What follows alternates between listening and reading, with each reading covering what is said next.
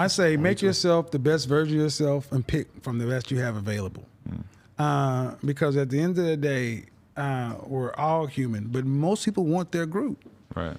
See, what I think the disconnect comes when you feel like you're having to pick from lesser options, but that's a function of you. Like you said, if you make yourself the top choice or become the best version of you, and you can say, and know not what you want, but know what you need. That's a difference. Know what you need and then pick for that and outcomes, not for short term. That's relationship. I mean, think about you and your best friend. Y'all want to kill each other sometimes. Yeah, this guy want to kill each other all the time, man. But let somebody fuck with him. Oh, yeah. You know I'm coming. That's it. Blame me. Blame me back. That's it. And that's the thing. We have that as men. Men want that with women too. Thanks. And women want that with men. And the thing is, that person may look different from a want standpoint versus a need. And I just actually speak to that. And if you look at what it did with the thing with Tommy Lee came on, where she said, you know, I really do want that. I'm like, I just want to trust. I'm like, I get it. I get it.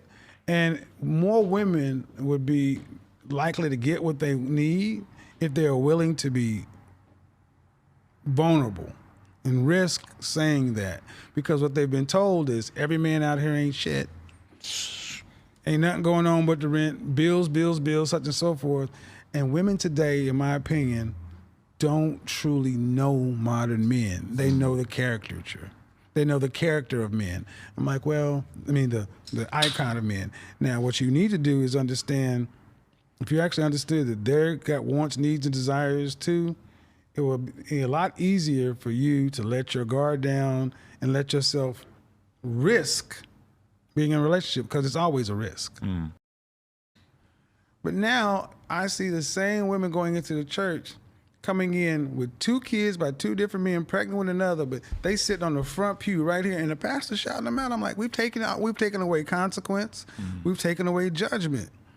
And also, men have left the church because they're like, this is not right. So you have women being fed what they want to hear to keep them buying books, paying tithes, and all this other kind of stuff. But the men aren't in these places because the men say, I don't want this. You can do that. You want to have children, that's fine, but I don't want to pay for another guy's kids. And now the women who find themselves in that position are like, well, wait a minute, this is cool 3 years ago.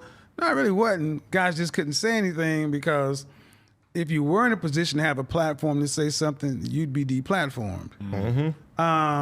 This has only been something that's been all right to talk about in the last under 12 months. What that effectively does is it reduces your overall marketplace value. And don't get mad at the market, just adjust. Just adjust accordingly. It's not a death sentence to say if you have kids, but it does mean that it's a different mating calculus. And women have this mating calculus too. If you don't make a certain amount of money, if you're not a certain race, height, look, junk size, I mean, a car, y'all have a calculus. Ask a typical woman what she wants in a man, she'll write War and Peace. Ask her what she's gonna bring to your table, it doesn't even fit on the back of a stamp.